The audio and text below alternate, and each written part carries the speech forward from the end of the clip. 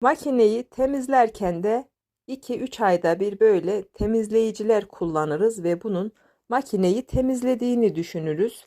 Sıcak su ile bunu bu şekilde kullanarak her tarafının tertemiz olduğuna inanırız. Fakat bu yanlış bir inanış. Şimdi neden yanlış olduğundan bahsetmek istiyorum.